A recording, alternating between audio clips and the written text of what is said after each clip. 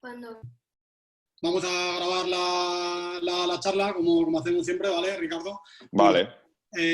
Buenos días a todos. Muchas gracias por estar aquí.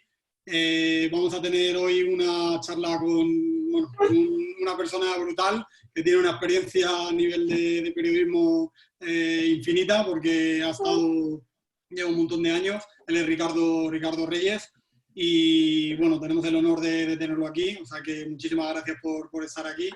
Gracias a todos nuevamente y bueno, doy paso a Nacho y a David, que son los artífices también de todo esto, como hemos comentado antes. O sea que vamos a iniciar la charla. Muchas gracias. Lo que sí, una cosa, el tema de ruegos y preguntas, Ricardo, normalmente los ponemos en el chat y luego entre medias de la conversación e incluso al final también te podremos ir haciendo preguntas y demás para ir contestando, ¿vale?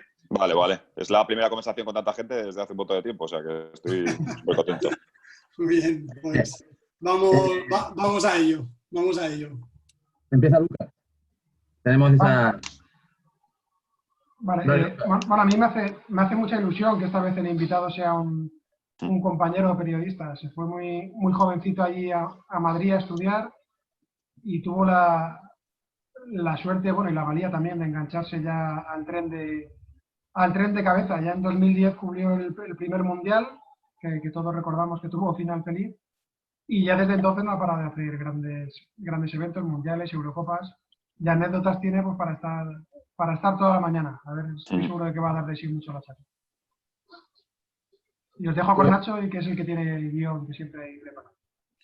Sí, pues yo voy a hacer, vamos a empezar la charla, pero esto no lo sabe Lucas. Tenemos dos periodistas y no creo que os importe, oye, pues que la misma pregunta para Ricardo y igual tú también, Lucas. Ya, bueno, Esto es un atraco. Da igual, ¿sabes? estamos preparados, sí señor. Claro. Pues mira, nosotros... Vamos a hacer nosotros de periodistas para ello. Vamos a cambiar los papeles. Pues lo primero que se nos había pasado por la cabeza es cómo veis vosotros, cómo ves tú, Ricky y Lucas, que el periodismo deportivo haya evolucionado un poco a colaboradores, exfutbolistas, o sea, que las noticias no sean tanto de fútbol, sino como que lo que rodea al fútbol, en fin, ¿eso cómo lo veis? Porque los que tenemos ya unos pocos años recordamos otro tipo de periodismo deportivo. Pues a ver, yo... Ahora, por ejemplo, en nuestro programa ha cambiado un poco durante los últimos años, siempre a los Manu Carreño, Manolo Lama, y los dos últimos años, por muchísimas circunstancias, al final ha evolucionado y ha cambiado. Y este año y el año anterior teníamos a Kiko Narváez, que ha jugado en el Atlético de Madrid, que ha jugado en la selección española. Y bueno, es una forma diferente de contar las cosas con gente que lo ha vivido de primera mano. Y yo creo que siempre aportan. Al final no son periodistas, son colaboradores, son gente que aporta su punto de vista y te ofrecen una cosa que yo no puedo aportar porque no la he vivido. Me cuenta 50.000 cosas que yo ni en mis mejores sueños soy capaz de adivinar o imaginar, porque él lo ha vivido de primera mano. Él ganó un doblete con el Atlético de Madrid, la Liga y la Copa, y cuenta cosas, experiencias personales que son las que luego transmite a la gente. Y esa vivencia, esa experiencia, yo creo que es lo que aporta algo diferente. Pero no es que estemos en un momento donde los periodistas y los futbolistas sean lo mismo. El periodista sigue siendo periodista y el futbolista ya no es futbolista, sino que es exfutbolista para convertirse en colaborador. Y aportar esa manera diferente de contar las cosas porque las ha vivido en primera persona. A mí me gusta. No creo que sea algo que sea intrusismo, aunque hay cada vez más exfutbolistas en este modo de contar las cosas, en este mundo de la comunicación, pero a mí me gusta, me parece que aportan un montón de cosas. Y siempre que ellos tengan pues al final esa facilidad de contar las cosas y de comunicar, a mí me parece que aportan. Y me gusta. Sí, realmente ha existido siempre la figura de un comentarista que ha sido exjugador. En la época de cuando éramos pequeños, siempre había un comentarista con el narrador que había sido casi siempre exjugador. Lo que ha cambiado mucho es el formato. Yo creo que también pesa mucho la competitividad. Cuando solamente había 3 canales o 4, realmente no se veía tanto. Yo creo que ahora la lucha por la audiencia en las cadenas ha hecho pues que se busque mucho más el espectáculo. Yo recuerdo cuando los domingos por la noche me pegaba el televisor para ver Estudio Estadio, los resúmenes, o PUN 2 para ver minuto a minuto. Realmente yo eché de menos durante muchos años ahora se ha modernizado y lo encuentras por YouTube. Pero yo eché de menos durante muchos años que estuvieran los resúmenes de los partidos, que era realmente de lo que se trataba. Ahora el foco está puesto mucho más en polémicas, en detalles, que a mí realmente no me gusta, de hecho me desquito y no lo veo. Pero se pierde la esencia de lo que son los goles y el juego. Ahora es verdad que te metes en YouTube, en el canal de la Liga, y los tienes todos, pero hubo hace unos pocos años que eso no existía. Y realmente no había manera de ver los resúmenes, los goles, las jugadas, la polémica, que era un poco de lo que se trataba. Pero a la gente sí le gusta, yo creo que ver a gente que lo ha vivido en primera persona meterse en fregados, eso. Y luego que es mucho más fácil, por ejemplo, yo estaba en mundiales, en Eurocopas, que venía Camacho y era más fácil, o estaba más cómodo al que entrevistábamos, si venía el seleccionador, si venía del Bosque en su época, o Lopetegui o lo que fuera, pues se sentía mucho más cómodo con alguien que sabe que de alguna forma siente lo que está sintiendo en ese momento y se genera ahí esa complicidad. O cuando estaba Kiko con Morientes, o yo qué sé, o venía Iker, o Ramos o el que fuera, y entonces al final, pues como sabían que había sido alguien del gremio y que en teoría no te la va a clavar, pues hay más familiaridad. Y yo creo que eso de alguna forma también permite que sea más cercano todo. Eso por descontado, y hay gente muy preparada. Por ejemplo, Santiago Cañizares, yo lo escucho y da gusto oírlo hablar. O sea, aparte de tener ese bagaje, si encima se expresa bien y te cuenta cosas que habitualmente nadie sabe de la realidad del fútbol, de las interioridades de un vestuario, de lo que se dice en el campo, eso aporta muchísimo valor. Yo también no es por la figura del colaborador, el futbolista o el técnico, es por el formato, ¿no? Por lo que habéis dicho, que se está convirtiendo un poco en tú me dices, yo te digo, ¿no? Pero eso es un poco la vida, ¿no? Yo creo que ahora mismo la vida es eso. La mayoría de los programas es o de un lado o de otro, te metes en Prensa del Corazón, es eso. Sí. Es que yo creo que hemos evolucionado hacia eso, y en el mundo del deporte, al final, también vamos de alguna forma adquiriendo esos formatos y esa manera de contar las cosas que está sucediendo en un montón de sitios. Pues fíjate lo que sea. Lo que sea. Como decía Lucas, yo de pequeño, hostia, si me dejaban ver el estadio que era de noche y tal, ahora los niños no ven esos programas deportivos, no les interesa. Pero es que los niños no ven la tele, yo creo. Porque no los hay. O sea, claro, no los hay. O sea, en el estudio de estadio era tú ponerte resumen tras resumen a ver lo que había pasado. Y a mí realmente eso era lo que me gustaba. Pero no los hay.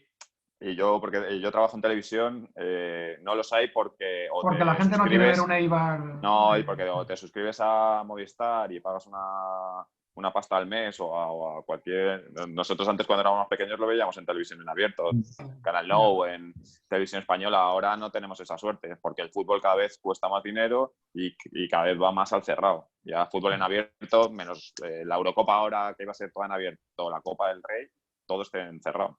Entonces, al final, yo creo que de alguna forma eso también, o ver los partidos, y una vez que has visto los partidos, y esa cercanía también, ahí está cambiando todo mucho, porque los niños de hoy en día no era como nosotros cuando estábamos antes. Ahora tienen las redes sociales y que al minuto o al segundo sabes lo que ha pasado. Y no tienes esa necesidad de cuando termina la jornada de ver todos los resúmenes, porque cuando ha terminado el partido, ya has visto el resumen 30 veces, porque tiene esa manera de ver las cosas de una forma muchísimo más directa. Y nosotros en nuestra época no. Y claro, al final... por mucho que tú pongas un programa de resúmenes al día siguiente, ya han pasado 24 horas desde todo lo que ha ocurrido. Y es imposible, porque la gente no lo ve. Y Ricardo, hablando de redes sociales, ¿tú eres muy de redes sociales? Pues no, la verdad que no. Soy muy de redes sociales para trabajar, pero creo que hemos llegado a un punto, por ejemplo, en la comunicación, donde el que utiliza las redes sociales es casi más para darse importancia a él que... Sí. Digo a mucha gente, luego hay muchísimas excepciones y no voy a hablar de casos, pero no me gusta porque casi el que escribe o el que se convierte casi en protagonista. Y a mí me parece que los protagonistas son en mi mundo, son los deportistas y esa gente. Y yo, el hecho de ver mucha gente que escribe muchas cosas sobre su vida, a mí no me gusta. Entonces, las utilizo para trabajar, por tener contacto directo con los deportistas, con los futbolistas, con esa gente que me sirve y que me da cosas. Pero luego a nivel personal, no, soy más de ver que de utilizar. Y bueno, pregúntate, que David tiene una pregunta que hacerte con esto de las redes sociales. A ver, cuéntame, David. ¿Sigues algún youtuber de fútbol y cuál es tu favorito? Pues mira, no sigo a ningún youtuber porque tampoco es una cosa que... Pero hace poco hice el Zaragoza Real Madrid, la Copa del Rey, y me quedé flipado. Porque apareció un chico que todo el mundo empezó a gritarle, a llamarle, que yo no sabía quién era. casi era más conocido el chico que pasaba por ahí que algunos futbolistas. Le llamaban más que a jugadores del Real Madrid, que yo me quedé. Y era DJ Mario. DJ Mario. Sí. Y estaba ahí y es brutal. Y nosotros, por ejemplo, que había algunas marcas deportivas que nos llamaban pues la Eurocopa, no algún mundial, para darnos ropa. Bueno, pues al final también les interesa. Esto ha cambiado también. Y ahora lo que hacen es toda esa inversión va casi destinada a influencers, youtubers. Y ellos lo que hacen, por ejemplo, es que hay un chico que he coincidido muchas veces con él en actos de alguna ropa de marcas comerciales, que no me acuerdo cómo se llama, le veo siempre en las Eurocopas y en los mundiales. Le mandan, él consigue, le dan las entrevistas y entonces de alguna forma consiguen que llegue a muchísima más gente como vosotros, como los niños, porque están mucho más pendientes de las redes sociales que de la televisión en abierto. Y entonces en eso centran un poco la inversión. Entonces consiguen una entrevista, le dan una entrevista con algún jugador de la selección española, pues no sé, me acuerdo en el Mundial de Rusia hacíamos un programa por las tardes, yo hacía un programa por las tardes y entonces hubo 2 días que vinieron 2 chicos que eran influencers o youtubers y tuvo una repercusión en las redes sociales brutal. Porque al final llega muchísimo más, porque vosotros estáis mucho más pendientes de eso. De las redes sociales, les entretiene, correcto. Les entretiene. Es que el formato de programa deportivo que hay hoy en día no les entretiene. Porque... Claro. Pero porque también el hecho de tener un móvil y estar pendiente del móvil y es ver información a la carta, lo que te apetece, en el momento que te apetece, y la televisión es otra cosa. Es como, si justo en ese momento hay algo que te gusta y te entretiene, lo ves, y no lo puedes grabar. Yo creo que esto es como mucho más directo y entiendo que haya mucha gente. Y yo es que soy un poco arcaico en eso, pero debería hacerlo. Yo tengo amigos periodistas en Argentina que la semana pasada entré en un Zoom de un periodista sudamericano, me tocó a las 3 de la mañana, porque ayer era a las 10 de la noche, pero había como, yo qué sé, un montón de gente, porque al final te permite esto, acceder a muchísima más gente y en un contacto mucho más directo. Y antes a nosotros... directamente es que esa posibilidad no había, los niños no tenían posibilidad de ver otra cosa, ¿sabes? Yo realmente con mi hijo que tiene 6 años, el otro día descubrí a un youtuber de estos que me salió ahí de manera aleatoria, con Sergio Ramos o con no sé qué jugador, y yo pensaba que era, os lo digo, pensaba que era un disfraz. Digo, ¿cómo se parece este tío con esas pintas? ¿Cómo puede estar con Sergio Ramos y con Piqué? Realmente es otro submundo de estos que hay, que a nosotros pues por edad evidentemente no conocemos, pero que a los niños les llega mucho por cómo hablan, por códigos, y realmente lo que ocurre es que la información está mucho más segmentada. Los niños ven eso porque pueden verlo, antes no lo veían, antes era un único canal en el que todos veíamos todo. Ahora realmente pues ha diversificado mucho y ellos captan perfectamente la atención de los niños. ¿Cuáles son vuestros youtubers favoritos? A ver, para que me entere yo. Para seguirlos. ¿Quién? El canal de Fútbol Emotion. De Fútbol Emotion es... Sí, ese lo conozco. Ese nos da muchas entrevistas muchas veces. ¿Cuál, Nacho? Mi hijo mayor, yo tengo uno de 15 también y se engancha lo que dice Lucas. Cuando se pone ahí a merendar, se pone el móvil y lo pasa y se conecta con la tele y pone YouTube. No sé quién son, pero a mí me pone de mala leche. Cada vez veo a uno diferente hablando un poco de historia incluso. O sea, lo que pasa es que lo hacen de una manera que es totalmente que, claro, es imposible verlo en la tele. Salen ahí dos hablándose, 2 pantallas, uno a otro diciéndose chorradas. Realmente están dando información, pero yo lo veo y digo, hostia, qué raro, me resulta raro. Pues se pueden tirar horas ahí viéndolo. Oye, el otro día estaba Nacho viendo a DJ Mario y estaba sentado en los campos de entrenamiento del Manchester City. Sí, no. Joder, ha entrevistado a Guardiola, a Iker, a un montón de gente. Pero porque también los futbolistas yo creo que ha llegado un momento en el que son conscientes de que igual tienen un montón de redes sociales también. Que así llegan a un montón de sitios y no necesitan a los medios de comunicación que ellos consideran que a veces sesga o cambia el mensaje y pueden decir lo que quieran en el momento que quieran y que va a llegar a muchísima gente, y sobre todo a los niños, que al final son los que más siguen esto. Entonces ellos también son conscientes de eso. Claro, y eso es una manera más de invertir en publicidad. Antes los canales de publicidad eran los medios de comunicación, o ahora puedes invertir en Facebook, en Instagram, pero es que está el marketing de influencers. Tú puedes, que por ejemplo Sara Carbonero o María Pombo o influencers profesionales inviertan y que puede tener mucha más repercusión que cualquier otro canal. Son canales en sí mismos y para niños también hay. Lo que pasa es que a nosotros ya nos tienen una edad en los que no conocemos, pero que realmente tiene una llegada muy potente. Sí. Oye, a ver, para muchos de nosotros, ahora la muerte de Michael Robinson ha dejado como un poco vacío, ¿no? Ese otro tipo de periodismo de la historia detrás del deportista o la historia menos conocida. ¿Eso quién lo va a llenar, ese hueco? No sé, yo como también trabajé en el Plus y mucha gente que trabaja conmigo empezó trabajando en El Día Después con Michael, al final él ha tenido la capacidad de hacer una cosa que no hacía nadie y además de contarle de una manera diferente. Creo que ese hueco no lo va a llenar nadie, porque como él no va a haber otro. Habrá otra manera de contar las cosas, otra forma de hacerlo, pero tenía una forma súper peculiar. Y fíjate que llevaba aquí 30 años o 40 años y no hablaba bien español. O sea que es tremendo. Pero tenía una forma de contar las cosas que era increíble. Ya le podías escuchar en la tele o en la radio, porque yo lo escuchaba muchas veces en viajes, ponía acento Robinson y me maravillaba. O sea, te creaba no sé, un ambiente que te metía en la historia, aunque no conociera la historia. Y gracias a que estaba Michael Robinson, muchos deportistas se han prestado a hacer reportajes. Y me parece que ese hueco va a quedar vacío para siempre, pero aparecerán otros y habrá. Lo bueno de esto es que va permanentemente evolucionando y va cambiando. Y hay formatos que en su día no te gustaban y ahora vuelven a estar de moda y al final yo creo que dentro de poco habrá otro tío que aparezca y tenga su forma de contar las cosas. Lo bueno de Michael es que era súper familiar y que, o sea, fuera y dentro era igual. Yo no coincido muchas veces con él, pero Mónica Marchante, Ricardo Sierra, que han viajado con él, que han estado con él, Marlín, al final Manu Carreño, que el otro día se ponía a llorar un poco por cómo es, por lo que ha sentido, por lo que ha vivido y porque ha dejado, como decís vosotros, un hueco increíble. Sí, no, tanto en las retransmisiones, tanto en el directo como en el programa. Es que el programa... Y fuera, ¿eh? Porque al final Fuera, ¿no? tú puedes contar las cosas y luego fuera eres un cretino y la gente no te va a querer. Digo fuera en el trato personal, pero él tenía también la fama de ser buena persona dentro y fuera. Aparte, no olvidemos que El Día Después fue absolutamente rompedor, con él a la cabeza presentándolo. O sea, me retrotraigo a la época de Antena 3, de la 1, de la 2 y que no había más. Y Canal Plus ponía el enfoque de una manera que es que no se ponía. Y me acuerdo la famosa sección de Lo que el ojo no ve, todo aquello, con las cámaras que llegaban al detalle, era algo absolutamente rompedor.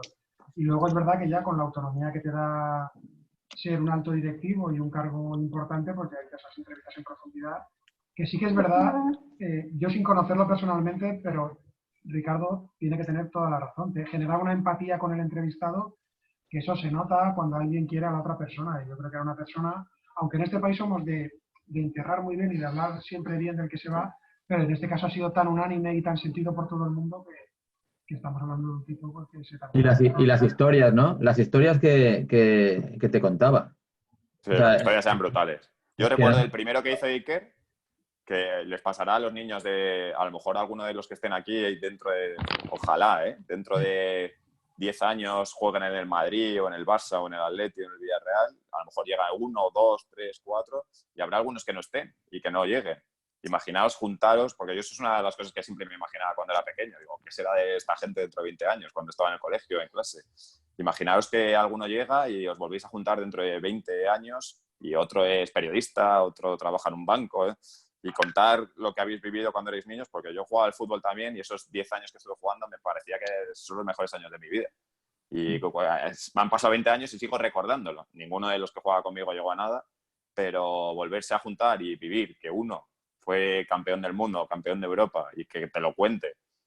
Y además con la cercanía que te da el hecho de que hayas vivido tu infancia con él, me parece que es tremendo. Y él tuvo la capacidad de juntar en una misma mesa a Iker y a 12 personas más o 15 personas más que habían formado parte del mismo equipo, que habían vivido lo mismo desde pequeños, que uno llegó, que fue la leche, y que el resto no llegó a nada. Y en esa mesa yo coincido con alguno que era cámara de televisión, otros que era basurero.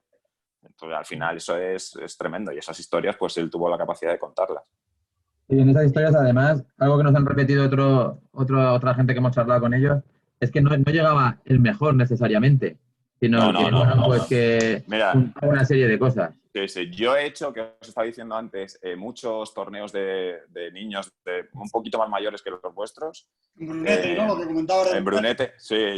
O sea, yo hice 5 o 6 años antes de que empezara a viajar, que me perdí los mejores viajes porque luego salió a Nueva York.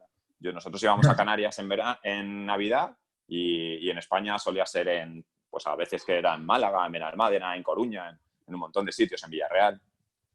Y yo he visto muchos futbolistas que en ese momento, niños de 10, 11 años, eran la repera, pues por ejemplo los Obama en el Atlético de Madrid tenían 11 años, los vi 3 torneos y eran los mejores, y ahora hay uno que no juega y el otro juega en el Mérida, creo. He visto gente que sobresalía mucho y ha llegado. Yo he entrevistado cuando tenía 10 años a Carlos Soler, o a Ferran, o a Dama, a Traoré, que además me hizo ilusión porque en el momento que llegan dices, ostras, me estoy haciendo mayor, pero he visto cosas. Y he visto niños que eran la pera en ese momento y que no han llegado a nada. O sea, que es que influyen un montón de cosas. La suerte, que seas bueno, con quién te relaciones.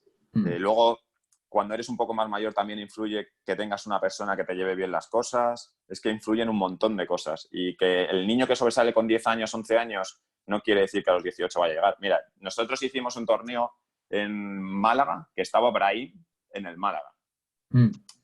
Entonces estaba el Jeque en el Málaga. Y creo recordar que Brahim, no sé si tenía medio apalabrado que se iba a ir al Barça o algo así. Y el Jeque dijo que no, que tenía que renovar con el Málaga, y se hablaron de cantidades para un niño de 10, 11 años bastante importantes. Y un ojeador decía, si este niño que hoy tiene 10, 11 años no juega en primera división el día de mañana, yo devuelvo todo lo que he ganado durante todo este tiempo porque estoy convencido de que va a llegar a la primera división. A mí entonces, y han pasado un montón de años, 9 o 10, me parecía una burrada. Joder, pues ese tío, después de 10 años tenía razón. Brahim hoy juega en el Real Madrid. Y yo le entrevisté siendo un niño de 9 o 10 años. Joder. Entonces era un chico que sobresalía y era buenísimo. Y tenía condiciones diferentes y se le veía diferente. Pero yo me parecía súper arriesgado decir que 10 años después iba a jugar en primera división. No solo ha jugado en primera división, es que ha jugado en la cantera del Manchester City y está jugando en el Real Madrid. Y es un chico que las condiciones que tenía en ese momento las sigue manteniendo ahora.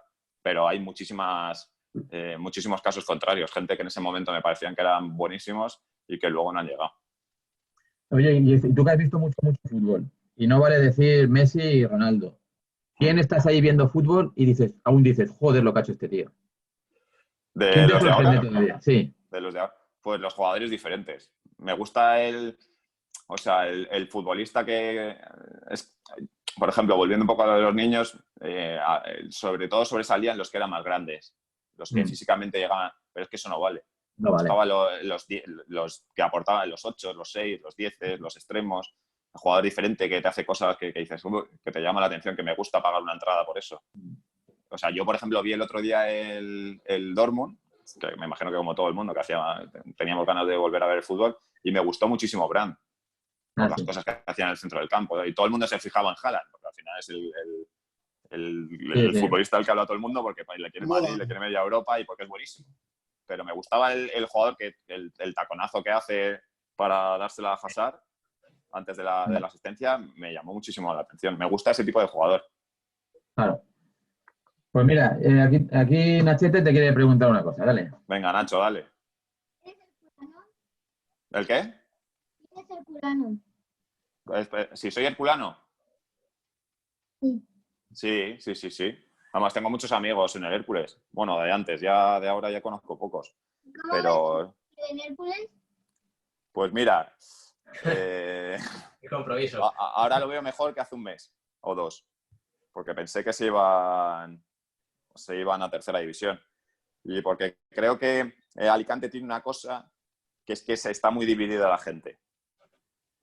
No hay unidad. Y a poco que le des a ese equipo, y tengo amigos que han jugado ahí, y tengo muy buena relación con Tote, por ejemplo, que ha estado 6 años ahí, o con, yo qué sé, con Abel Aguilar, con Delibasic, con toda esa Mira, gente que has dicho Tote y se me erizan los pelos. Claro. Tote? Pues yo hablé con él antes de ayer, tengo súper buena relación con él. Si queréis se lo digo, bueno, hablé el otro día con Nacho para que la próxima charla, si queréis se lo digo para que entre él. Y me pongo a llorar. Me parece que lo que falta ahí es unidad. Y a poco que la gente se enganche al equipo, y que hay un momento que hay que olvidar ya el pasado y hay que mirar hacia adelante. No vale estar permanentemente pensando en todo lo que se ha hecho mal. Hay que pensar en que las cosas se pueden hacer bien. Y ya hay que borrar lo malo y pensar en lo bueno. Y en el momento que logremos eso, pues yo creo que se irá hacia adelante. Porque campo hay, equipo hay. Yo antes de pasar al siguiente bloque, mi opinión es que no faltan cosas en Hércules, más bien sobran. Sobran. Ya, pero como eso no va a cambiar, podemos estar pensando en eso siempre. Pero es que... No, pero yo creo que en el momento que dejemos el rencor a un lado y pensemos en que hay algo por encima de eso, creo que evolucionará todo hacia adelante. Pues, siempre que se hagan las cosas con medio... O sea, por ejemplo, yo a Sergio Fernández le quiero mucho y me parece que era un director deportivo increíble. Pero no puedo estar permanentemente pensando en lo que pudo ser y no fue. No, está claro, está claro. Y Pero como... él ha demostrado, y estuvo con vosotros, él ha demostrado que es un grandísimo director deportivo cuando le han dado la oportunidad. Claro. Porque era un buen director deportivo. Y yo, joder, me acuerdo cuando estaba en Hércules, que tenía un equipazo, me dijo, o sea, fichajes que en ese momento, no me acuerdo qué jugadores eran, que él tenía cerrados y que no le dejaron hacer.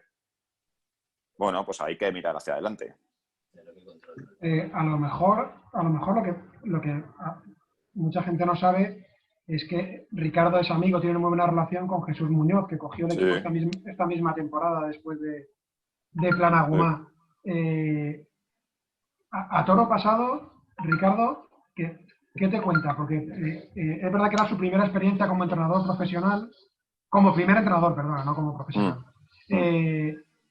Y al final se le vio un poco, yo creo que consumido por todo lo que, no sé si es la palabra exacta, consumido. O sea, mira, ahora Jesús está en el Almería y está de ayudante de Guti.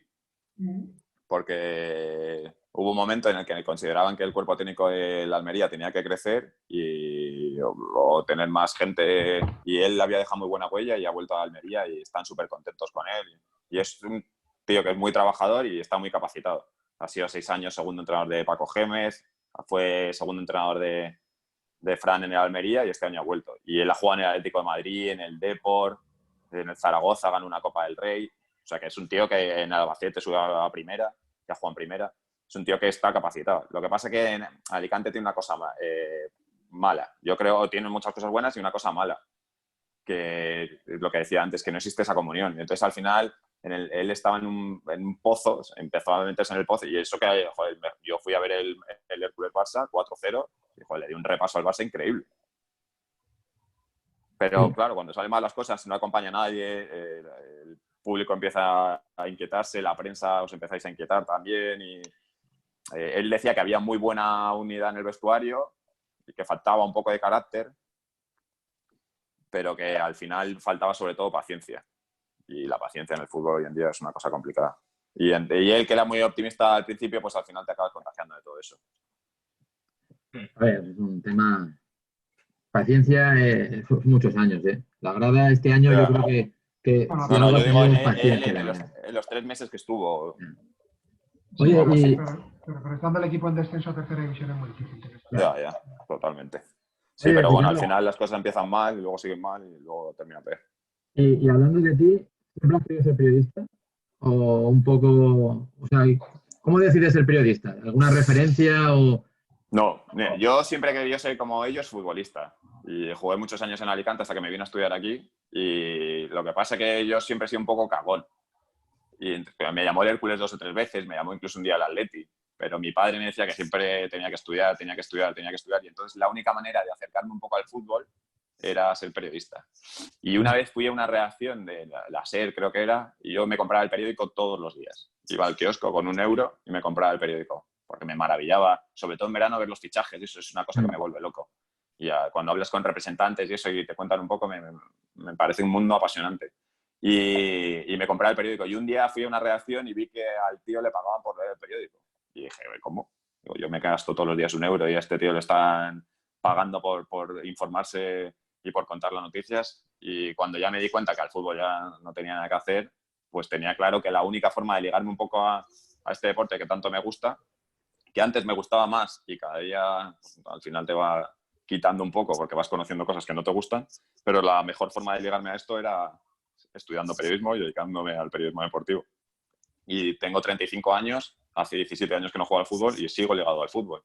Y veo partidos y he visto cómo España ganaba el Mundial de Sudáfrica, he visto cómo luego en el 2012 volvía a ganar, he hecho Copas del Rey, torneos de niños y cada día aprendes una cosa nueva. Y tener contacto y ver cosas estar en el túnel de vestuarios de cuando gana el Barça la Copa del Rey o cuando gana España un gran evento es una cosa que me voy a llevar siempre.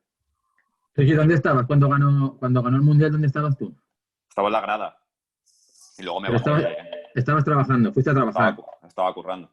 Pero tengo que decir que yo creo que era de los pocos españoles, porque era mi primer gran evento, creo que fue contra Paraguay, que estaba deseando que España perdiera, porque me quería volver a casa. ¿Y eso? Porque, claro, porque yo llevaba 30 días o 40 días fuera de casa trabajando desde las 8 de la mañana hasta las 10 de la noche y estaba reventado. Y cuando marcó Villa el gol, ese que marcó desde el centro del campo, dije, Dios. En ese momento dije, no, me quiero volver. Y luego te metes otra vez y dices que me voy a querer volver. Pero al final, el fútbol es súper bonito, pero para mí es un trabajo. Entonces, lo vivo de otra manera. Me apasiona, me encanta, pero no deja de ser un trabajo. Y cuando ves fútbol por obligación, pues al final se convierte en eso, en una obligación. ¿Y tan buen rollo había en esa selección? Sí. Bueno, sobre todo de cara hacia adentro. Sí, O sea, sí, claro. Al final con la prensa y también lo hemos ido notando con los años.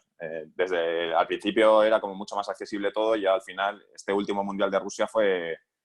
O sea, llegamos con Lopetegui, terminamos con Hierro, no sabíamos qué iba a pasar. Y fíjate que para mí la mejor experiencia ha sido Rusia. Por el sitio, por donde estábamos, porque eso influye también. Sudáfrica el primer día estaba congelado el agua. No nos podíamos duchar porque era invierno. No.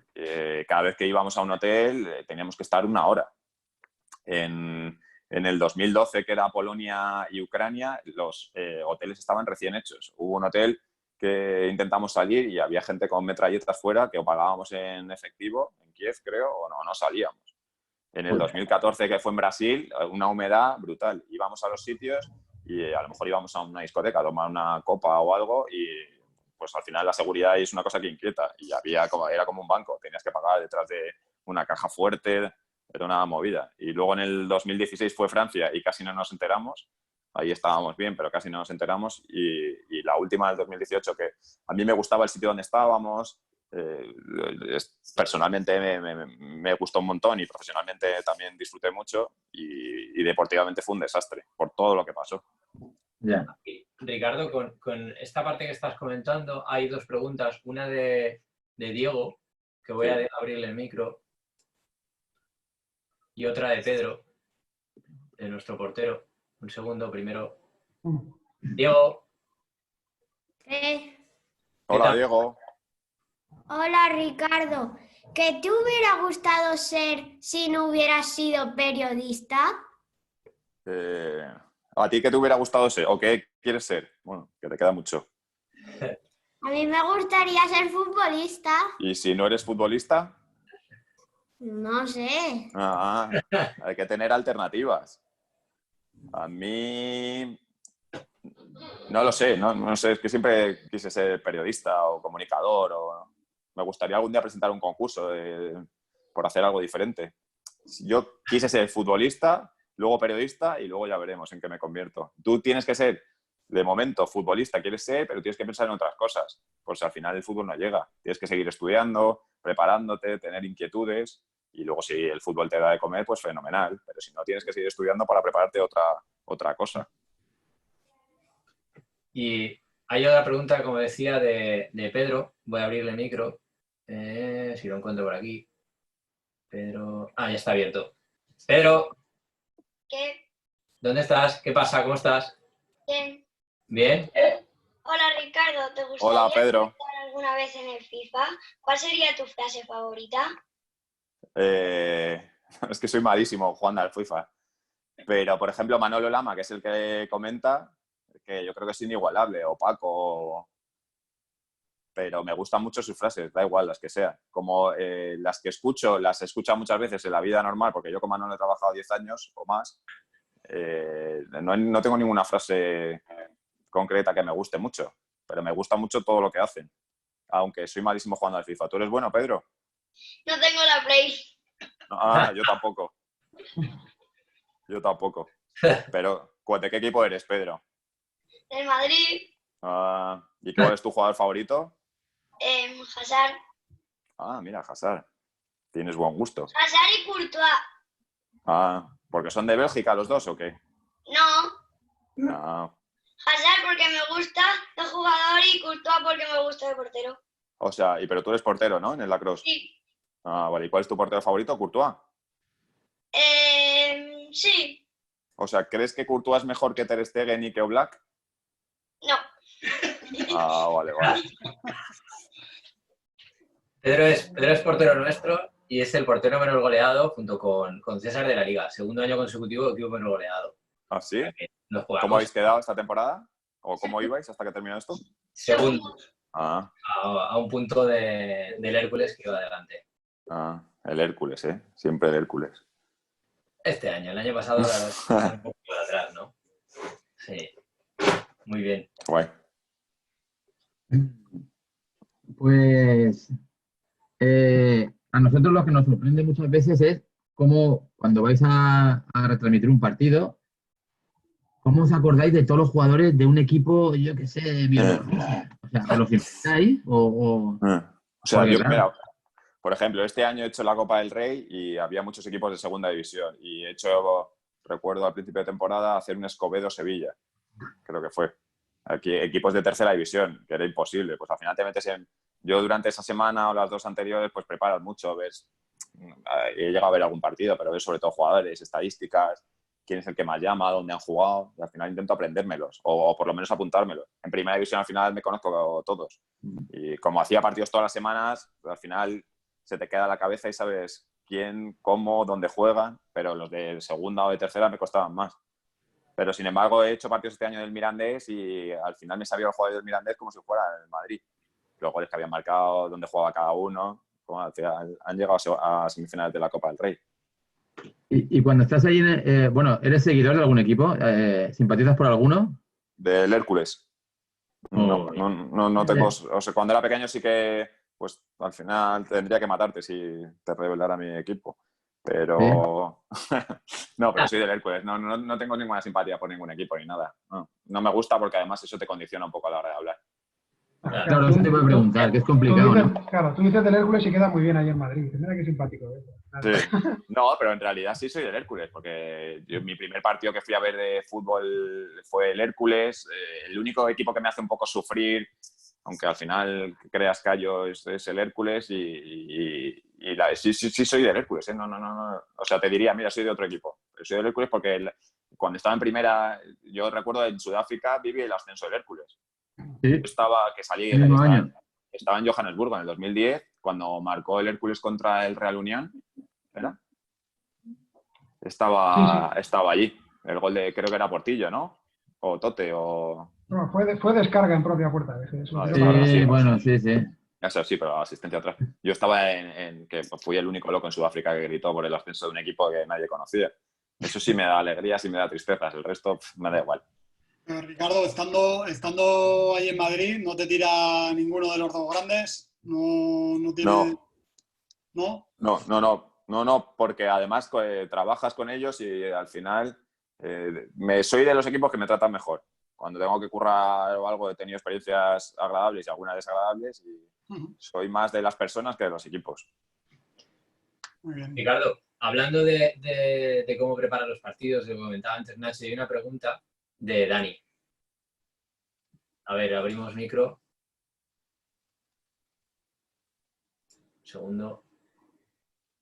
Mira si puedes abrirlo tú, David. No sé por qué no me deja. Sí, pero no sé si está ahora. Ahora. Dani.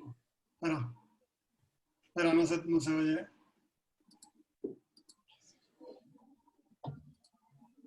Bueno, pasa, sigue y ahora lo vemos. Vale, abres tú. Ya está. Ya lo tienes, Dani. Ya puedes hablar. Dani, ¿dónde estás? Hola, Ricardo. Hola, Dani. ¿Te pones nervioso cuando vas a entrevistar a alguien? Pues me pongo bastante nervioso. De hecho, es lo que peor llevo.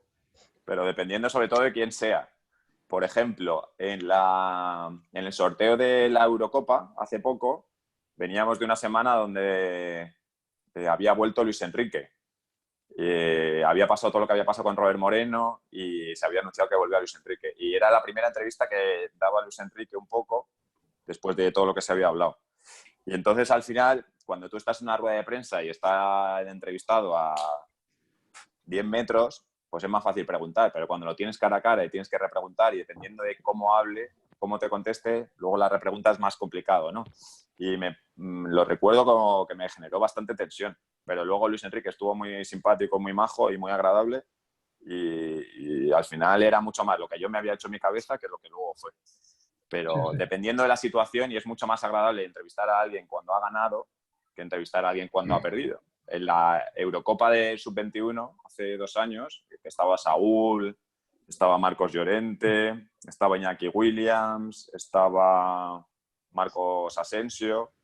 España llegó a la final y hasta ese momento entrevisté a todos, a Saúl, a Marcos, a Ceballos, que luego se fue al Madrid, y todo era súper agradable. Pero luego perdió en la final y ahí ya no entrevisté a casi nadie. Al final, entrevistar en un momento bueno es muy agradable para mí y para ellos, pero entrevistar en un momento complicado, cuando tienes que hurgar un poco la herida, es más difícil para ellos y para mí, que también lo siento. Ricardo, te quería preguntar, ¿qué estadios, primero España y luego Europa y el mundo, si quieres, qué estadios te han impresionado más? Yo siempre diré que en los años acompañando al Hércules, a mí el Molinón fue uno que me impactó muchísimo. ¿De ¿De ambiente o de...? Bueno, de ambiente y de esto. A mí en el Molinón, por ejemplo, me sorprendió muchísimo, me impactó mucho por cómo estaba la gente encima, lo grande, cómo estaba hecho el sonido que había. Sí, el sonido es brutal. De ambiente, los de Sevilla son los que... O sea, el Calderón, por ejemplo, era increíble. Los de Sevilla, el Pizjuán y el Villamarín son increíbles de ambiente. San Mamés. Yo hice el Athletic Bilbao-Barça, que ganó el Athletic 4-0 al Barça en la Supercopa de España hace 4 o 5 años, que estaba Valverde, que marcó San José desde el centro del campo a Ter Stegen, y me pareció increíble de ambiente. Y luego de estructura y eso, sí, el Molinón me gusta el Bernabéu. ¿Has ido a Argentina? ¿A Boca? No, he estado, o sea, de Europa, me gustó mucho Wembley, que yo hice España-Inglaterra ahí. Me gustó mucho Saint-Denis, en Francia, que hice un Francia-España. Me gustó mucho Alemania, donde juega el Bayern, que también hizo un partido de España. Y me gustó mucho, por ejemplo, el estadio en San Petersburgo. San Petersburgo Arena me pareció increíble, porque fuera estaba nevando y dentro había 28 grados, 27, porque tenía calefacción. Y estaba en mitad de una isla, era brutal. El Luzhniki en Moscú también está muy guay. Y luego, por ejemplo, en Sudáfrica, el Soccer City fue la pera. O, por ejemplo, donde jugó Mandela, o sea, el estadio de Mandela. Ese también por todo lo que representaba. Es que desde fuera la gente solamente ve el plano de lo que es el campo y se piensa que son instalaciones, pero yo, por ejemplo, recuerdo haber ido a Balaídos y ese estadio estaba más antiguo que el del Hércules, el de Rico Pérez. Ahora está. Lo que pasa es que han reformado casi todos. Y el Molinón, por ejemplo, por fuera, el Molinón era antiguo y tenía mierda para subir allí, pero peor que el Rico Pérez. Que, joder, la verdad es que en todos sitios luego cuece nada. Lo que pasa es que si te instalas en la élite, claro. Luego los han cerrado todos. Los campos de primera casi todos están cerrados ya. ¿Cerrados por arriba?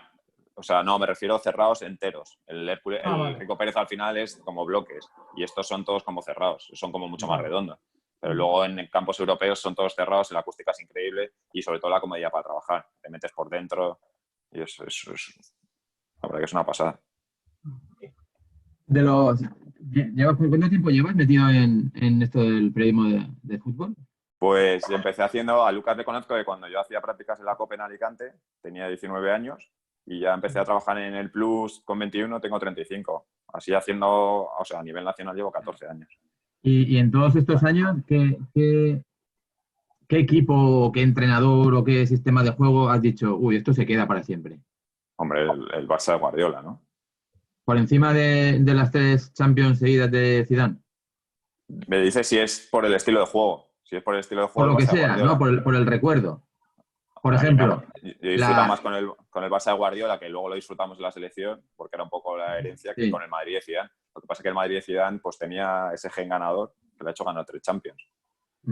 Pero como estilo y como cosa que se quedaría con el tiempo, yo creo que ese. Porque es la herencia de Cruyff, que luego pasó a la selección española y que es el fútbol que es el que más me gusta. Pero el otro, vamos, y por ejemplo el del Cholo, que no es un fútbol que me entusiasme, pues le ha plantado en un montón de sitios. Digo, a nivel ganador. Y hablar. Un poquito eso el gen del Cholo se nota, por lo menos compite. Claro. ¿no? Y Sí, sí. final. El ADN, sí, sí. Lo que pasa es que ahora en el salto pues necesita gente con más experiencia. Yo creo que por eso querían a Cavani. Porque era un tío que les daba mucho, sobre todo, aparte de goleador y tal, les daba mucho carácter y mucha experiencia, y es una cosa que yo creo que le falta ahora. Que lo tendrán con el paso del tiempo, pero que esas figuras, lo que dice el Cholo muchas veces de los Gavi, los Godín, y mete una lista, y los Juanfran, tal, pues eso ahora mismo no tiene esa experiencia porque son gente mucho más joven, que dentro de 2-3 años pues la tendrán.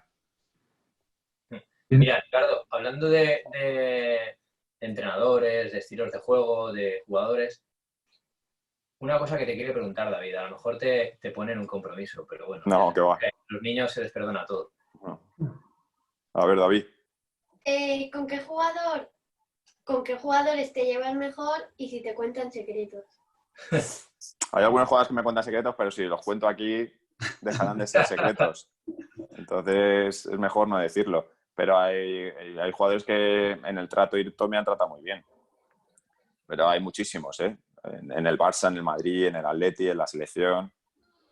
Cuando tú traspasas un poco la frontera esa y te quedas 5 minutos con ellos hablando a solas, pues te das cuenta que son personas como tú y como yo. Que lo único que hacen diferente es que juegan en primera división y al fútbol. Pero, no sé, Sergio Ramos me trata súper bien. Hay muchos jugadores con los que tengo buena relación y al final es que son personas. Lo único diferente es que juegan al fútbol, como tú. ¿Tú qué haces? Jugar al fútbol, ¿no? Sí. Pues ya está. Lucas, estaba para ti, porque, claro, Ricardo sigue a un montón de equipos, pero tú que has seguido al Hércules tanto tiempo, tú sí que tienes que tener secretos del Hércules para aburrir, que has tenido que callar. Sí, bueno, realmente todo lo que se ha podido contar se cuenta, pero es verdad pues, que vas haciendo amistades en el vestuario. Pero sí que es verdad que por norma general los futbolistas a los periodistas nos ven no un poco como el enemigo, pero que sí que hay mucha barrera entre nosotros. Bueno, realmente en el Hércules, yo la desgracia es que los 20 años que he trabajado siguiendo al Hércules ha sido todos en la etapa de Enrique Ortiz. Entonces realmente ha sido un poco ver el bucle continuo y no salir del círculo este que parece que no se va a salir. Entonces yo creo que la pena del Hércules es que tiene un potencial enorme por ciudad, por afición, por estadio, y va cada vez dando pasos hacia atrás y no se ve cuándo se va a salir ni de qué manera. Es muy frustrante. Yo lo veo desde cerca, pero desde fuera también, pues todos los que han pasado por Alicante dicen lo mismo y es un poco triste. Luego ves a equipos como Leganés, como Getafe, barrios que tienen equipos casi en segunda, en primera, y dices, joder, ¿y Alicante cómo puede ser? Pero bueno, parece que es un mal endémico de esta zona. Mira el Murcia, por ejemplo, que está igual. Al Elche le ha costado un mundo subir y ahora está en manos de empresarios argentinos. No sé, aquí hay una manera de hacer las cosas que es muy complicado que salgan bien y que haya proyectos estables. Es más fácil hacer amistad cuando no tienes relación directa profesional que cuando la tienes, porque ahí se genera un poco de desconfianza. Nosotros, por ejemplo, yo he hecho la selección española muchos años y nosotros volamos en el mismo avión que la selección, pero los jugadores entran por delante del avión y nosotros entramos por detrás. Entonces, al final, no se genera... Antes entraba todo el mundo por el mismo sitio, esperabas todo por el mismo sitio, ellos les meten directamente por la jardinera en el autobús, van directamente a la parte de delante y nosotros vamos por la parte de atrás. O sea que contacto directo no existe. Antes, por ejemplo, en Hércules es mucho más fácil porque todo el mundo va al patio de caballos ese y se relaciona y al final puedes tener más contacto, menos contacto. Pero aquí es que es muy difícil.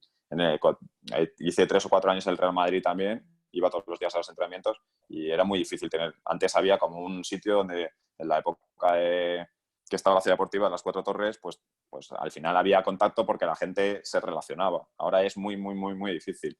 Y además para pedir una entrevista, por ejemplo, tienes que pasar por el jefe de prensa del jugador, tienes que pasar por el jefe de prensa del equipo. Al final es que el contacto directo y mantener una relación con un futbolista es complicado, salvo que te salgas de ahí y le conozcas por otras vías. Entonces ahí se genera más confianza, más complicidad, más relación. Igual cuando dejan de ser futbolistas, mejora la relación, ¿no? Sí. Mira, Kiko, que yo tengo súper buena relación con él y me llevo muy, muy, muy, muy bien, dice que él, cuando era futbolista, no tenía ese sentimiento, o sea, creía que la prensa era y tenía muy buena relación y era un momento en el que la prensa se relacionaba con los jugadores, pero creía que era el enemigo. Porque te pueden sacar los trapos sucios, las cosas que no te gustan, pero una vez que ha pasado eso, te das cuenta, te quitas esa careta y te das cuenta que los futbolistas y los periodistas pueden tener buena relación. Y de hecho, él es ahora un colaborador más, pero les ha pasado un montón, que cuando dejan de ser jugadores se dan cuenta que nosotros somos personas normales. Sí, sí. No, y también es muy difícil. Sí, luego también es muy difícil cuando eres... que ellos son personas, vosotros igual. O sea, lo que pasa es que se tienen que dar cuenta, ¿no? Lo que pasa es que están como una burbuja Una ahora nube. mismo, donde todo el mundo les protege, donde se creen que nosotros al final vamos a ir contra ellos o yo qué sé, o que puedes sacar las cosas. Entonces, como esa sobreprotección, que me parece que lo mejor es tratarlo con normalidad. A los niños que hoy tienen 9, 10 años, como los vuestros, lo mejor es que es una fase más de este desarrollo. O sea, ahora mismo hay muchísimos jugadores que tienen gente que les lleva la comunicación. Bueno, pues que es un apartado más para llegar a la gente. Entonces, yo creo que la normalidad, cuanto más normal seas, el problema es que lo hacemos todo muy, muy difícil, pero cuanto más normal seas es mucho más accesible. Las redes sociales, el tener contacto, el ser una persona normal. Es que el ser futbolista no es más ni menos que nadie. Es una profesión más. Lo que cuesta es un poco que la prensa refleje el trabajo que hay detrás para conseguir ser futbolista. Los nanos solo ven y solo digieren los highlights, ¿no? El mejor gol, el mejor... todo eso. Entonces creen que el deporte es una cosa distinta a lo que es. Entonces cuesta mucho que ellos asimilen que el deporte en el caso del fútbol, es un deporte de equipo. Porque la prensa lo individualiza demasiado. Messi ha metido este gol, no sé qué el otro, Ronaldo. Pero porque al final somos de equipos y somos sobre todo de nombres. Tú al final no eres de baloncesto sino de Gasol, o no eres de Fórmula 1 sino de Alonso, o no eres de tenis sino de Nadal, porque tendemos a crear ídolos de Messi, de Cristiano, es como que a la gente le llama mucho más la atención. Pero detrás de todo eso, creo que lo que hay que decirle a los niños es que hay un trabajo brutal, que nadie llega porque le hayan regalado nada. O sea, que el que quiere ser futbolista es porque tiene que entrenar mucho, porque tiene que ser muy solidario, porque tiene que compartir unos valores dentro de un equipo y que todo eso al final lo metes en una coctelera y va a hacer que llegues donde quieras. Que el límite lo pone cada uno. Hay mucha gente que tiene muchas capacidades, pero no trabaja nada, pues no va a llegar a nada. Y hay mucha gente que lo hace al revés. Bueno, pues al final es un compendio de las dos cosas. Y no va a llegar el mejor, va a llegar el que sea muy bueno, el que trabaje mucho, el que entrene mucho, el que sea solidario. Los niños de 9 y 10 años, pues al final tienen mucho terreno por delante. Pero no se encuentra en la prensa fácilmente. Yo recuerdo cuando yo era pequeño había un programa que se llamaba Objetivo 92, que se hizo de cara a Barcelona, por lo menos un par de años o 3 años antes, y sí te contaban cómo sus equipos entrenaban, las selecciones que se formaron entonces para la Olimpiada, y veías un poco el esfuerzo que había detrás de luego el partido, ¿no? De la medalla. Pero ahora es muy difícil encontrar eso a los nanos, muy complicado. Porque al final lo que ves es el resultado final, porque no tienes tantos momentos ni tantos espacios para rellenar eso, aunque hay en algunas plataformas puedes encontrar un poco la evolución. Hay miles y miles de deportistas que no son futbolistas, que se dedican a otros deportes que no tienen ni la mitad de la mitad de la mitad de la fama del fútbol, ni la remuneración económica, ni la fama, pero tienen muchísimo trabajo detrás. Pero al final eso no llama la atención a la gente. Hay excepciones, gente que quiere ver la evolución, pero tú al final te quedas con el trabajo final, porque es lo que vende, porque es de lo que habla todo el mundo y no se puede hablar de todo, no hay espacio para todo. Yeah. Pero independientemente de eso, el esfuerzo y el trabajo está ahí y el que llega es el que más se esfuerza, por supuesto. Y ya pasando un poco a anécdotas tuyas y esto, ¿cuál es tu mejor vivencia en un campo? Bueno, igual quedarte con una es complicado, pero bueno. Pues, o sea, es que no me quedo con una, me quedo con muchas. En Sudáfrica, por ejemplo, la gente que, como me pilló con 24 años, la gente decía que para mí era como un campamento de verano. Por todo lo que viví, porque fue un mes que fue la repera, por todas las experiencias. Recuerdo que el primer día que llegamos, que a unos periodistas en Portugal les habían robado, pues llegué y con el dinero que me había sacado, mi madre me hizo comprarme un sobre, me lo tuve que meter en el pantalón, llegaba cagado, se perdieron 2 horas, pensé que era el fin de mi vida. Bueno, al final vas acumulando un montón de experiencias. Pero creo que por lo que viví, por lo que sentí, por todo lo que se juntó, por el momento que tenía, creo que ese mundial marcó un poco mi carácter también. Porque fue la pera. España no había ganado nunca un mundial y yo llegué el primero y vi cómo ganaba. O sea, esto fue... Ricardo, aunque no se pueda elegir, evidentemente, es una chorrada, ¿te hubiera gustado vivirlo un poco más maduro y más consciente de todo y más seguro? Porque Sí. tan joven eso, al final Pero, estarías en un bucle continuo de agobio, de trabajo. Porque... Sí. Ahora lo vivo de otra manera. Pero también las cosas que yo viví en ese momento, por lo joven que era, creo que no las viviría de la misma forma que las vivo ahora. Entonces era como un montón de emociones distintas porque era lo primero que estaba viviendo. Ahora las viviría de otra manera y me aportaría experiencias diferentes. Me gusta... Yo nunca he pensado de... Cuando era pequeño nunca pensé si iba a llegar a hacer nada, ¿eh? Yo no me marco objetivos a largo plazo. Me marco, igual que vosotros, los niños tienen que marcarse el próximo partido y no pensar que vas a jugar en el Madrid. Yo no me marcaba que iba a presentar nada, ni iba a cubrir mundiales, ni Eurocopas, ni iba a conocer. Me gusta vivir lo que está a punto de pasar y ya el otro vendrá solo. Y en ese momento lo viví así, pero he vivido un montón de cosas. He hecho finales de Copas del Rey, he hecho ligas, Eurocopas, mundiales, de torneos de niños y no le doy más importancia a unas cosas que a otras. Cada cosa tiene su lado bueno y de todo intento aprender. Sobre todo me intento quedar con la gente, que es lo que más me gusta. O sea, esta experiencia que estoy viviendo ahora con vosotros, pues no la considero ni más, ni me parece que aprendo igual. Y me encantaría que estos niños que hoy tienen 9 años, dentro de 10 años, me digan, no, es que ahora jugamos en Madrid, me acuerdo de una charla, tal. Con Carlos Soler me pasó hace poco, en la Eurocopa esta, que me vinieron los padres y me dijeron, no sé si te acuerdas que entrevistaste a Carlos. Carlos decía que no sé si te acordarías. Digo, ¿cómo no me voy a acordar? Sí, para mí es un orgullo que él diga que se acuerda de que yo lo entrevisté. Claro, fíjate, ¿eh? Pasas de ser joven a ser veterano casi, ¿eh? Bueno, la edad, al final uno va cumpliendo años y sobre todo que vas haciendo un montón de cosas. Yo lo que no quiero es pararme. Quiero seguir disfrutando y seguir acumulando experiencias y me da igual en el rango que sea y con quien sea. Esto me parece una experiencia más y lo estoy disfrutando igual.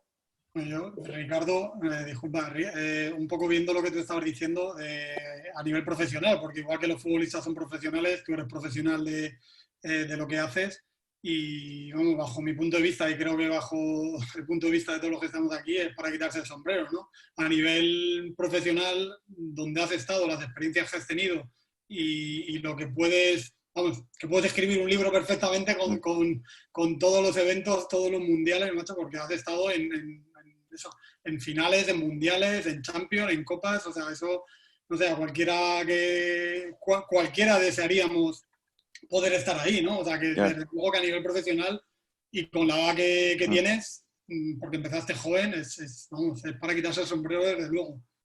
Yo estoy contento, pero no, para mí esto no deja de ser un trabajo más. Al principio lo he idealizado porque yo quería ser futbolista y me parecía, como os he dicho antes, la manera de tener más contacto con esto. Pero es un trabajo más. No le doy ninguna importancia más de la que tiene. Es un curro más y ya está. He tenido la suerte de vivir cosas que a lo mejor la gente que le gusta mucho el fútbol le hubiera encantado vivir. Pero una vez que has vivido la primera, la siguiente es exactamente igual, con matices, pero es igual. Lo único que me gusta es disfrutar cosas diferentes porque me permite conocer sitios diferentes. He estado en sitios, estuve hace poco en Jerusalén y me encantó la ciudad y a lo mejor de otra manera, porque España jugaba ahí, no hubiera ido. O en Sudáfrica, o en Brasil, o en Rusia, o en, no sé, un montón de países que el fútbol me ha permitido conocer. Y a lo mejor de manera individual no hubiera ido por mi carácter y mi forma de ser. Pero me quedo más que con lo que he hecho, con las experiencias que he vivido. Ricardo, yo tengo las dos últimas. Una. No puedo salir de casa, o sea que podemos estar aquí toda la mañana. Yo nada más que me quedan dos. Una vez que has conocido el fútbol profesional, ¿sí? ¿Qué no te gusta o qué te ha desilusionado del fútbol profesional? De aquello que igual idealizabas cuando eras nano. Y la otra, que es un compromiso, pero la tienes que decir. ¿Sí? ¿Con quién te quedas? ¿Con qué futbolista te quedas? Pues mira, la primera, la sobreprotección. No me gusta. Por eso que hablábamos antes de la separación entre el periodista y el futbolista, pues no, eso no me gusta nada. Porque creo que a las personas hay que conocerlas por cómo son. Y si no le das la oportunidad de conocerlas es muy complicado. Eso, o sea, lo detesto. Detesto que haya tanta sobreprotección al futbolista o que te miren con recelo y digan, no, es que eres periodista. Tal. No, porque a lo mejor te tomas un café conmigo y dices, hostia, pues es un tío que es majete, tal, no sé qué. Y yo sé cosas que me han contado que no he contado nunca y que me las he guardado a mí porque entendía que formaba parte de la confianza que me daban. No las he contado y no las voy a contar jamás. pero te han dado la oportunidad. Y si no te dan la oportunidad, me parece que es mucho más difícil. Eso lo detesto. ¿Y con qué deportista me quedo? Futbolista. Bueno, luego deportista, venga. Primero futbolista y luego deportista. Y no vale decir Nadal, ¿eh? No, o sea, pero dices por de lo que ha conseguido. No, por lo que sea. No sabría decirte, es que no me quedo con ningún deportista, porque tampoco es que no soy una persona que idealice a nadie ni nada. O sea, me gustan todos los deportistas que han conseguido cosas y que no se paran. No soy de idealizar a nadie, ni me gusta tanto Gasol como Nadal o Alonso, pero por lo que han conseguido. Tampoco tengo el gusto de conocerlos personalmente más allá de lo poco que haya tratado con ellos profesionalmente. Pues a mí se me ha acabado. Yo ya he terminado. No sé si tenéis algo más por ahí, pero yo ya me he vaciado. Hay que dejarlo todo siempre. Hay que dejarlo todo. Pero bueno, que si ha molado, dentro de un par de meses nos juntamos otra vez. Claro. Sí, yo, vamos, encantado. Sí, No, Ricardo, no hay fecha para el fútbol, ¿no? ¿Hay fecha para el fútbol o no? No lo sé. Ojalá haya fútbol pronto. Porque yo lo echo muchísimo de menos. Fíjate que yo, lo estaba diciendo antes, que hice las 2 semifinales de Copa y me he quedado sin vivir el derbi vasco, que me apetecía un montón. Una final de Copa entre el Atleti y la Real Sociedad, después de los partidos que he hecho en los últimos 4 meses, había hecho como 30 partidos, me apetecía un montón vivirlo en Sevilla. Y sobre todo porque las finales de Copa que había hecho hasta este momento, todas las que he visto las había ganado el Barça. Hice 5 finales de Copa del Rey, las 5 las ganó el Barça. Entonces me apetecía una final diferente. Y la Real, me acuerdo de la final de Copa del Barça contra el Atleti Bilbao y el ambiente del Atleti fue increíble. En Barcelona parecía más Bilbao que Barcelona. Me apetecía un montón ver eso. Y me he quedado sin verlo. Y ahora me tendría que estar viendo para la Eurocopa. Pero no la voy a vivir. Era un buen verano, ¿eh? Era un buen verano. Era un buen verano. Increíble. Final de Copa, ahora está. Creo que este fin de semana terminaba la Liga. Justo este fin de semana. La semana que viene la final de la Champions. Entre semana la final de la Europa League. O sea, teníamos la mejor semana del año, era esta. Y luego la Eurocopa. La y Eurocopa Olimpiada. con un poco de renovación. Y luego las Olimpiadas. Era un buen verano deportivo, sí. Nos lo han parado todo. Menos mal que el año que viene, si todo va bien, pues volveremos. Pero esto yo creo que nos va a marcar también. El año que viene a coger carrerilla, porque nos vamos a tener todo paquetizado. Lo que pasa es que va a ser diferente. No sé, a ver cuándo vuelve la gente a los estadios, de qué manera, si con mascarillas, sin mascarillas, si con gente... Nosotros no, o sea, en el programa ahora estas semanas no paramos de contar. Por ejemplo, ayer Costa Rica vivía su primer partido, pero sin público. Entonces, al final, yo qué sé, hasta que vuelva un poco la normalidad de lo que vivíamos antes hasta ahora, yo creo que queda un poco. Y no sé, me cuesta pensar ahora un estadio con 100.000 personas. Veo cosas de aglomeraciones y digo, ¿cuándo volverá esto? Eso sí que lo echo muchísimo de menos. Me parece una pesadilla. Que yo me fui recibiendo el Granada, había 7.000 personas antes del partido contra el Atleti y ahora no, eso es imposible pensarlo. En Miranda había, yo que sé, un mogollón de gente esperando al Mirandés y ahora me parece, el Madrid-Betis había 50.000 personas y ahora es imposible pensar que toda esa gente se vaya a juntar para vivir un partido de fútbol. Qué tontería, ¿eh? Y hace 3 meses te dicen esto. Bueno, es una acción social también, ¿no? Es un poco evadirse. Sí. El opio del pueblo. Al final, mucha gente yo voy al fútbol porque me junto con mis amigos y al final es un rato que te juntas con ellos. Sí, por eso el fútbol también te da esa desconexión y ahora yo creo que es necesario en el momento en el que estamos. Pero volver a vivir el fútbol de hace 4 o 5 meses, bueno, yo creo que nos queda. Aunque las ganas no me las van a quitar. La ciencia no lo tendrá que dar. No hay más de verdad. Esa gente sí que es importante. Sí.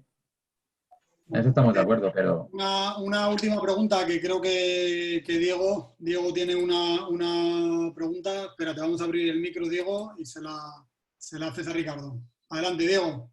Hola, Ricardo. ¿Cuál ha sido el futbolista que más te ha gustado entrevistar? Pues no lo sé. O sea, el futbolista que más me ha gustado, no sé, he entrevistado... Mira, me acuerdo un día entrevistando a Isco, que Isco no jugaba mucho en el Madrid y jugó contra España-Argentina, no sé si os acordáis, que ganó España 6-1 en el Wanda, y Isco hizo un partidazo increíble y terminó el partido y dijo, pues, no es que me gustara, pero me llamó la atención lo que dijo.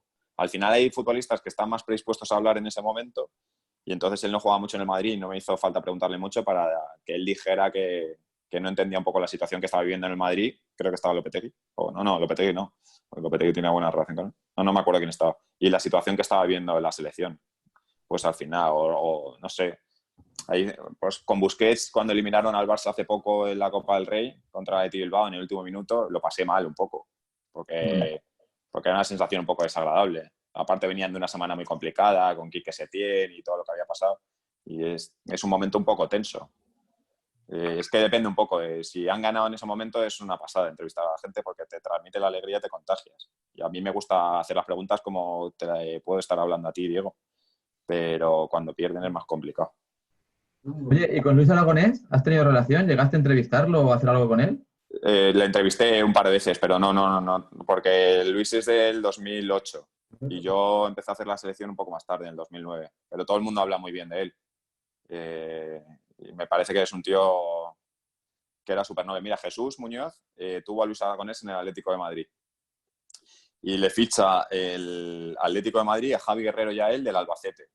Y Jesús jugó un poco al principio de la temporada de lateral derecho porque Aguilera no estaba. Y luego desapareció. De repente empezó a desaparecer. Entonces Jesús un día habló con él y le dijo, sí, tal, a lo mejor me he equivocado con usted. Y Javi Guerrero, con el que es de la misma quinta, que también tengo muy buena relación con él, dice que un día jugando el partido contra la droga, se acercó Luis y le dijo, tengo que decirle una cosa a usted. Me he equivocado y le pido perdón, porque no contó con él y le vendieron al Racing de Santander. Dijo, me he equivocado y usted ha demostrado que es un grandísimo futbolista y yo me empeñé en que no tenía que jugar en el Atlético de Madrid, en segunda división, y me he equivocado, así que le pido perdón. Bueno, hablo un poco de cómo es él. Sí, ¿no? sí. No tenía problemas en disculparse y pedir perdón. Y hay gente que ha tenido muy buenas experiencias con él y hay gente que no ha tenido tantas buenas experiencias con él. Pero bueno, hay la gente que sabe reaccionar y recapacitar y rectificar sobre todo, para adelante.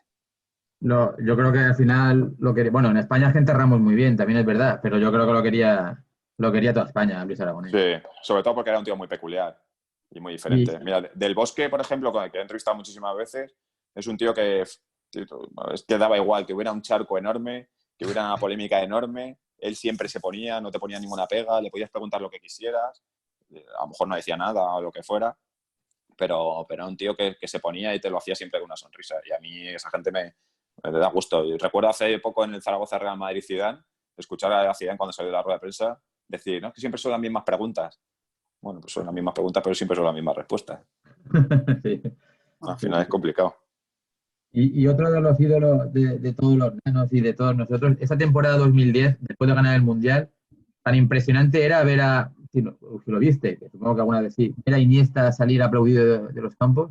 Joder, mira, yo Iniesta después del Mundial y me parece un tío encantador, me fui a Fuentealbilla a hacer un reportaje y pasé un día entero con él.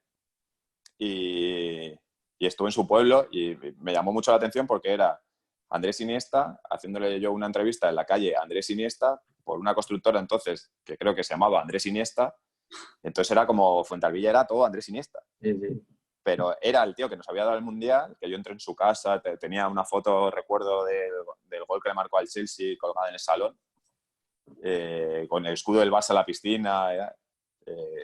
Bueno, ahí te das cuenta un poco que a pesar de que era Andrés Iniesta y todo lo que te había dado, era un tío normal y corriente. Y eso es, o sea, que al final tiendes a ver un poco que el futbolista es una persona. Y desde el 2010 que tal, pues han pasado 20 años y cuando le ves sigue siendo súper normal, súper correcto, te atiende guay. A mí me gusta esa gente, que no tiene dobleces y que es siempre igual. Vas cómodo, cuando una entrevista con él vas cómodo, ¿no? Súper cómodo. No es como Luis Enrique, que depende un poco. Bueno, pero yo creo que Luis Enrique ahora también está como más... o sea, se generaba mucha tensión con muchas cosas en el Barça, sobre todo. Yo estuve en el último partido que ganó la Copa del Rey y yo le entrevisté ese día y conmigo siempre ha sido muy, muy normal, pero es verdad que con otra gente pues se generaba más esa tensión. Pero yo creo que con el paso del tiempo pues también aprenden un poco o aprendes a verlo de otra manera. Con Lopetegui sí que lo pasaba mal. ¿Sí? Con Lopetegui me generaba una tensión brutal. Pues no parece. Ya, pues no sé por qué. Pues me recuerdo en el sorteo del Mundial que nos había tocado Portugal, Irán y no recuerdo quién era la otra, en el Mundial de Rusia. Y estábamos en Moscú y entonces terminé la entrevista y dije, bueno, pues joder, nos había tocado Portugal, Irán y no sé cuál era la otra, que tampoco era... Bueno, pues Lopetegui, que parece que acepta, o sea, no le ha parecido mal, tal, y se terminó la entrevista y me dice, yo no he dicho eso. Y digo, ¿cómo? Y digo, a mí me ha parecido eso, ¿no? Yo no he dicho eso, tal, no sé qué. Y estuvimos ahí 2 minutos ahí hablando de lo que había dicho, lo que no había dicho. Y cada vez que me enfrentaba a él me generaba un poco de tensión. Y le vi en Sevilla hace poco y todo lo contrario. Pues al final también el puesto de que hagas pues también da más presión o menos presión. Bueno, pues no sé. Yo creo que vamos a dejarlo para tener opciones para vernos, como dice Nacho, de aquí a unos meses, Ricardo. ¿Vale? Que llevamos ya 1 hora y cuarto casi, y desde luego que es una pasada poder escucharte, es lo que te decía antes, que con la experiencia que tienes y con todas las vivencias que has pasado y las que te quedan, tendremos tiempo de seguirte y de poder escucharte, ¿no? Porque la verdad es que es una maravilla verte en televisión, y es una pasada poderte tener aquí en Petit Comité, macho, y poder escucharte. De verdad, darte las gracias, efectivamente, como dice Jesús, un aplauso, darte las gracias a ti y las gracias a todos los que estáis aquí, habéis podido asistir. No, gracias a vosotros por invitarme, me lo paso muy bien y ojalá, como he dicho antes, dentro de 10 años, ellos que tienen 9 años o 10 tengan la suerte de jugar en algún gran equipo y tenga que ir yo detrás y deciros, sí, ¿os acordáis de mí? Que soy el que una vez estuvimos hablando, que algunos no sabían ni las palabras. En el Hércules en primera, ¿eh? Qué bueno pues, si es así, se acordarán. Ten por seguro que se acordarán todos los que estamos aquí. Me encantaría. Entonces tendré que pelear las entrevistas y tendré que hablar con vosotros, los padres, para, oye, ¿os acordáis? Por favor, a ver si me atienden. Pero bueno, habrá merecido la pena, seguro, el esfuerzo y el trabajo. Así que, y el que no sea futbolista hay que estudiar. Que no hay otra. Eso es lo primero. Muy bien, pues oye, agradecido. No sé si queréis algo más o nos despedimos aquí, nos emplazamos para la próxima. Luca, gracias como siempre por tu aportación. Y... Cuídate, Ricky, a ver si pasáis a la fase 1 ya, por lo menos. El lunes. Un sol en la cara. De verdad, el lunes. Vosotros disfrutáis de responsables, que nos queda mucho. Esto parece hogueras, Ricky. Ya, mira. Las terrazas están llenas, parece hogueras. Yo creo que llegamos a hogueras, ¿sí? No, yo creo que sí, que llegamos. Si nos dejas, sacamos Aquí, como no sale nadie y todo el mundo que sale tiene que salir con mascarilla, guantes y tal, parece que estamos más en una UV, en una UCI que en la calle. Pero bueno, es lo que toca. A partir del lunes estáis ya a tope. Bueno, a tope, dentro de lo que se pueda. Poco a poco. Muy bien. Pues un placer. Gracias y hasta la próxima. Te deseamos lo mejor. Vale. Muchas gracias. Un abrazo gordo. Cuidaros mucho. Adiós. Adiós. Chao.